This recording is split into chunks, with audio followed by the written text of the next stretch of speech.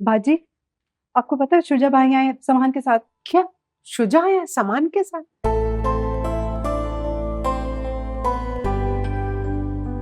गाड़ी से मेरा सामान निकाल के मेरे कमरे में रखवा दिए। अच्छी शुजा? मेरे कमरे पे किसी ने कब्जा तो नहीं किया? मुझे तो अपने कानों पे यकीन ही नहीं आ रहा कि तुम सामान के साथ अपने घर वापस लौट आए हो। जीते रहो, खुश रहो। आज मैं बहुत खुश हूँ, तुम्हारे आने से हमारा घर मुकम्मल हो गया। सच, जब तुम चले गए थे ना, घर बिल्कुल खाली खाली हो गया था। अब्बा जी और सीरत को पता है कि तुम आए हो? नहीं, किसी को कुछ नहीं पता। मैंने सोचा कि ना आप मुझे खाने पे इनवाइट कर रही हैं, ना दादा जान मुझे कॉल कर रहे हैं डांटने के लिए, तो क्यों ना कुछ ऐसा किया जाए जिससे सब लोग सरप्राइज हो जाएं और खुश भी हो जाएं। मैं अब्बा जी को बताती हूँ कि तुम आए हो। अब्बा जान, देखे तो कौन आया है, और वो भी सामान के साथ। आपके साहबजादे लौट आए। हम नहीं कहते थे कि हमारे लाडले शुजा ज्यादा देर हमसे दूर नहीं रह सकेंगे। सुबह का भूला शाम को घर लौट आए तो उसे भूला नहीं कहते। जी हाँ, उसे शुजा कहते हैं। अच्छा, बदतमीज। समीना, समीना, अरे शुजा के लिए गरम गरम फुलके लेकर आओ। तुम कैसी? मैं एकदम परफेक्ट। दादा जान प्लीज शुरू। अरे शुरू कीजिए।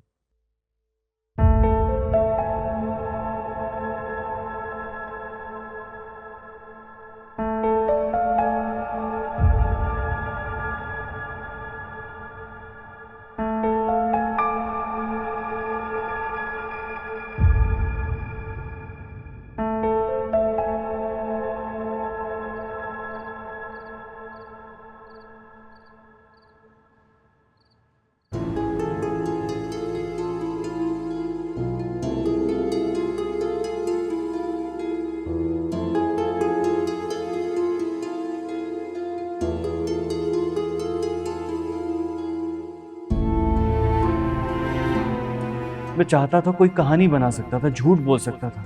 सीरत में ये सब कुछ नहीं करना चाहता था, मुझे बस मजबूरी में ये सब कुछ करना पड़ा। लेकिन मेरी समझदारी का इस तरह तो इम्तिहान नहीं ले आप। सीरत, उसने खुदकुशी करने की कोशिश की, वो इमोशनल हो गई थी मेरे बारे में। मैं कैसे समझाऊं तुम्हें? उसकी शादी टूट गई, उसकी वजह से उसकी फैमिली मुश्किल में आ गई थी, और अचानक बस मुझे मजबूरन वो फैसला करना पड़ा। मैं उसके बिछाए में जाल में फंसता चला गया, मुझे पता ही नहीं चला।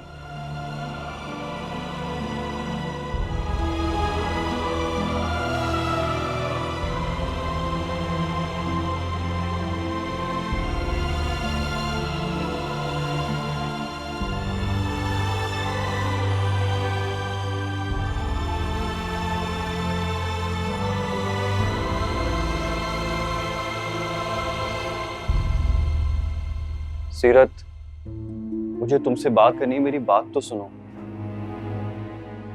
सीरत, क्यों बच्चों की तरह बिहेव कर रही हो? अरे मैं ट्रैप हो गया था, मान ली मैंने अपनी गलती, हो गई मुझसे गलती, लेकिन मुझे अपनी गलती सुधारने का एक मौका तो मिलना चाहिए ना। आई प्रॉमिस मैं सब ठीक कर दूंगा। मुझे मौका तो दो, मेरी बात तो सुनो। शुजा, मैं आप पे भरोसा करती थी, लेकिन अब नहीं करती। और जिस की गई शादी को आप गलती कह रहे हैं ना, तो आपको करेक्शन की जरूरत है। शादी गलती नहीं होती जिसे आप सुधार लेंगे। शादी एक रिश्ता है जिसे हर हाल में निभाना पड़ता है। कम से कम मैंने तो अपने खानदान से यही सीखा है। हाँ, तो मैं निभाने की कोशिश कर रहा हूँ ना। प्लीज शुजा, आप यहाँ से चले जाए अभी।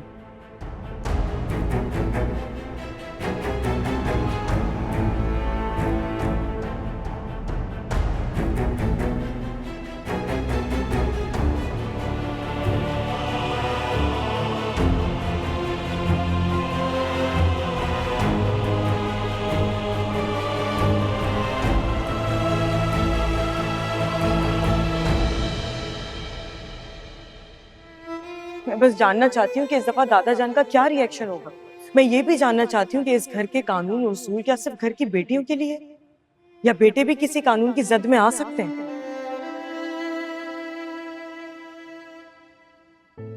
हालात जो भी हो, मैं हमेशा तुम्हारा साथ दूंगा। डरना मत, और किसी भी किस्म का कॉम्प्रोमाइज करने की हरगिज़ जरूरत नहीं। डोंट वरी हादी, मैं सफीना पुप्पो की जगह नहीं लूंगी कभी। और मैं भी यही चाहता हूँ।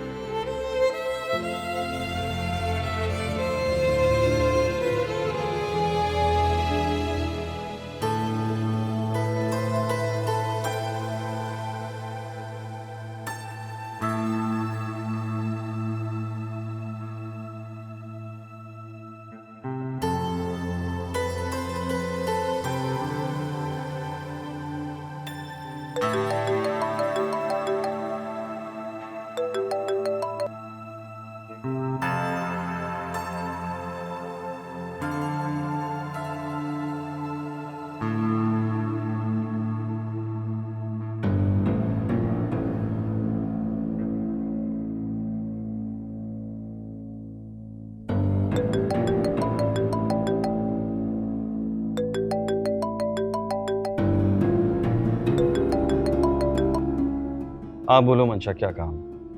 किस लहजे में बात कर रहे हैं? क्या किसी काम के बगैर फोन नहीं कर सकती? मेरा मतलब है कि रात काफी हो गई है, अभी तक जाग क्यों रही हो?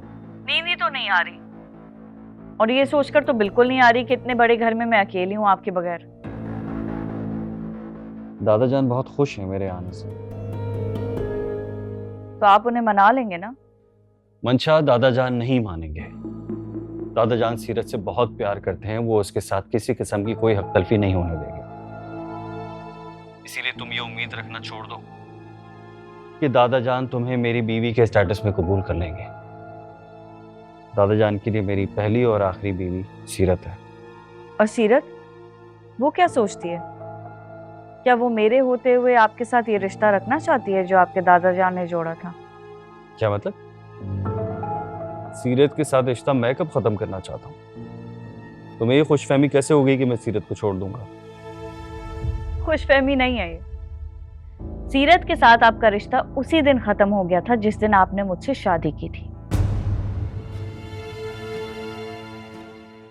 रिश्ते दिल से होते हैं, कागजों पे तो बस उनको नाम दिया जाता है।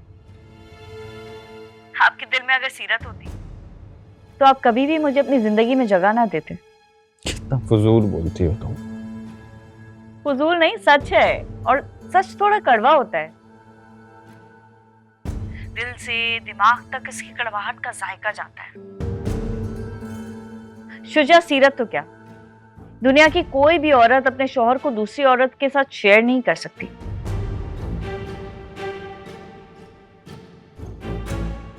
फिर चाहे वो उसकी बीवी ही क्यों ना हो, मैं भी नहीं कर सकती, तो सीरत क्यों करेगी?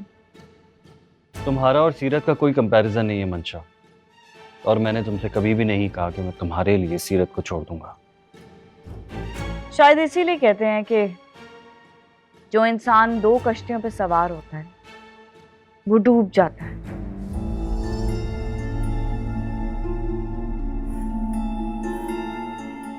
आप सीरत को नहीं छोड़ना चाहते, ये आप सोचते हैं, लेकिन अगर सीरत समझदार होगी तो वो मेरे होते हुए आपको कभी भी अपनी जिंदगी में कबूल नहीं करेगी।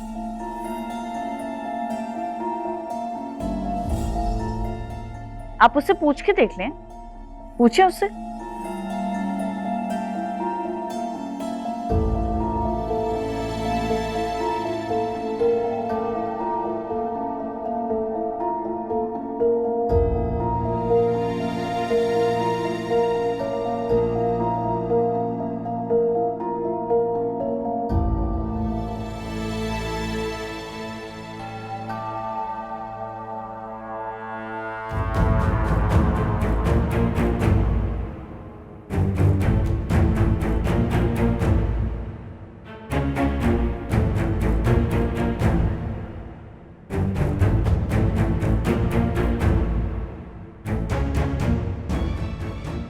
आप सीरत को नहीं छोड़ना चाहते, ये आप सोचते हैं,